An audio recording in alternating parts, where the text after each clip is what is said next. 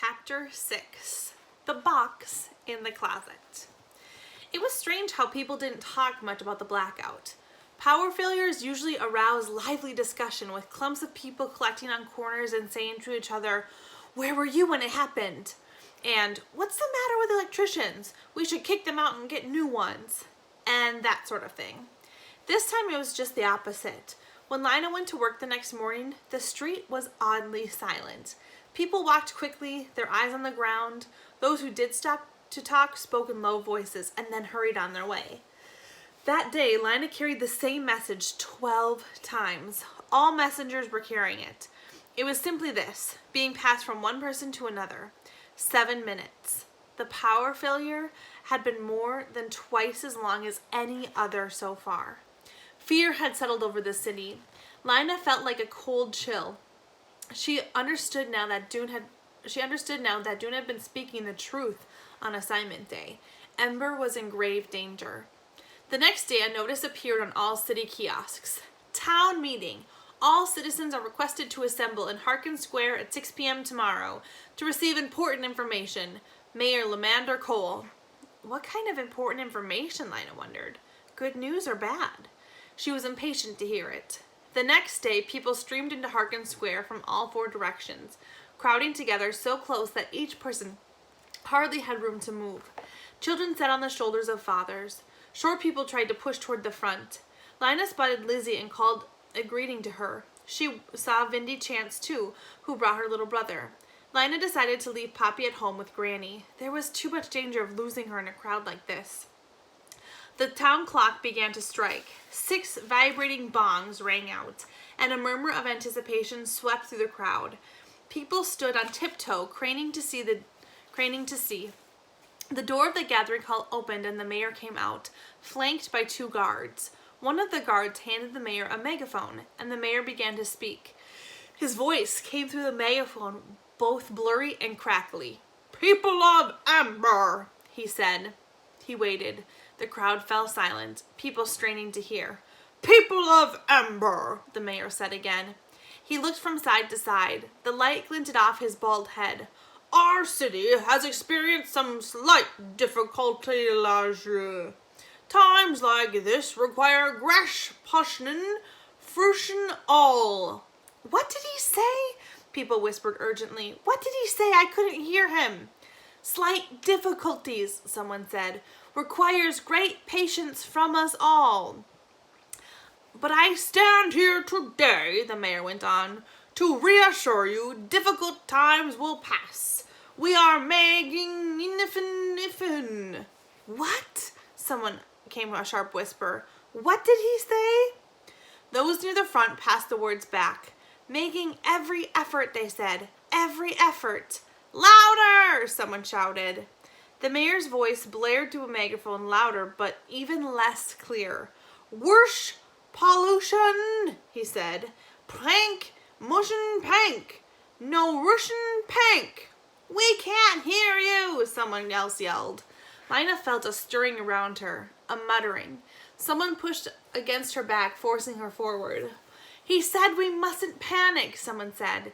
"He said panic is the worst possible thing. No reason to panic," he said. On the steps of the gathering hall, the 2 guards moved a little closer to the mayor. He raised his megaphone and spoke again. "Solutions," he bellowed. "Arbing foon." "Solutions," the people in the front called to back. "Solutions are being found," he said. "What solutions?" called a woman standing near Lina. People elsewhere in the crowd echoed what the woman had said. "What solutions? What solutions?" Their cry became a chorus, louder and louder. Again, Lina felt the pressure from behind as people moved forward toward the gathering hall. Jostling arms poked her, bulky bodies bumped her and crushed her. Her heart began to pound. "I have to get out of here," she thought. She started ducking beneath her arms and darting into whatever space she could find, making her way toward the rear of the crowd. Noise was rising everywhere. The mayor's voice kept coming in blasts of incomprehensible sound, and the people in the crowd were either shouting angrily or yelping in fear of being squashed. Someone stepped on Lina's foot, and her scarf was half yanked off. For a few seconds, she was afraid that she was going to be trampled. But at last she struggled free and ran up the steps of the school. From there, she saw the 2 guards were hustling the mayor back through the door of the gathering hall. The crowd roared, and a few people started hurling whatever they could find. Pebbles, garbage, crumpled paper, even their own hats. At the side of the square, Dune and his father battled their way down Gilly Street. "Move fast," his father said. "We don't want to get caught up in this crowd." They crossed Broad Street and took the long way home, through the narrow lanes behind the school. "Father," said Dune as they hurried along, "the mayor is a fool, don't you think?" For a moment his father didn't answer. Then he said, "He's in a tough spot, son. What would you have him do?" "Not lie, at least," said Dune. "If he really has a solution, he should have told us. He shouldn't pretend he has solutions when he doesn't." Dune's father smiled. "That would be a good start," he agreed. "It makes me so angry the way he talks to us," said Dune. Dune's father put a hand on Dune's back and steered him toward the corner.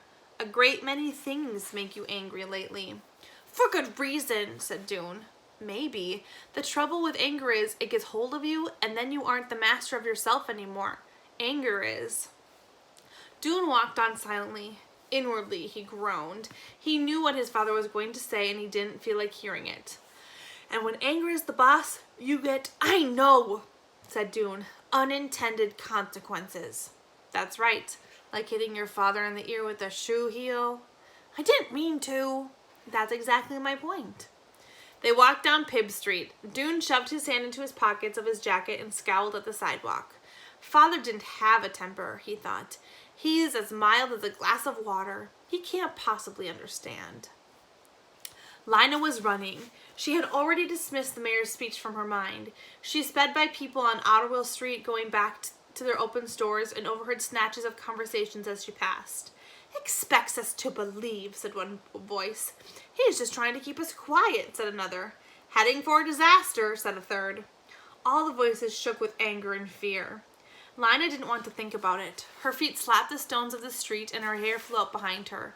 She would go home, she would make hot potato soup for the 3 of them, and then she would take out her new pencils and draw. She climbed the stairs next to the yarn shop 2 at a time and burst through the door of the apartment. Something was on the floor in front of her feet and she tripped and fell down hard on her hands and knees. She stared. By the open closet was a great pile of coats and boots and bags and boxes, their contents all spilled out and tangled up. A thumping and rattling came from inside the closet. "Granny?" More thumps. Granny's head poked around the edge of the closet door. "I should have looked here a long time ago," she said. "This is where it would be, of course. You should see what's in here." Lina gazed around at the incredible mess. Into this closet had been packed the junk of decades, jammed into cardboard boxes, stuffed into old pillowcases and laundry bags, and heaped into a pile so dense that you couldn't pull out one thing without pulling out the rest of it. The shelf above the coat rack was just as crammed as the space below, mostly with old clothes that were full of mothholes and eaten away by mildew. When she was younger, Lina had tried exploring the closet, but she never got this far. She'd pull out an old scarf that would fall to pieces in her hands, or open a box that proved to be full of bent carpet tacks. Soon she would shove everything back in and give up. But Granny was really doing the job right. She grunted and panted as she wrenched free the closet's packed-in stuff and tossed it behind her. It was clear that she was having fun. As Lina watched, a bag of rags came tumbling out the door, and then an old brown shoe with no laces. "Granny," said Lina, uneasily, "where's the baby?" "Oh, she's here," said Granny's voice from the depths of the closet. "She's been helping me."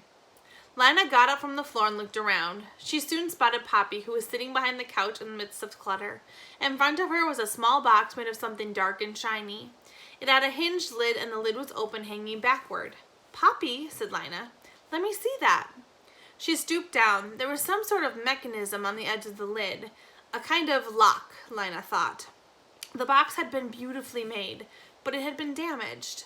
There was dents and scratches in its hard, smooth surface. It looked as if the container was for something valuable. But the box was empty now. Lina picked it up and felt around in it to be sure, and there was nothing inside at all. "Was there something in this box, Poppy? Did you find something in here?"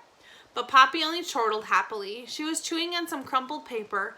She had paper in her hands, too, and was tearing it. Shreds of paper were strewn about. Lina picked up one. It was covered with small, perfect printing.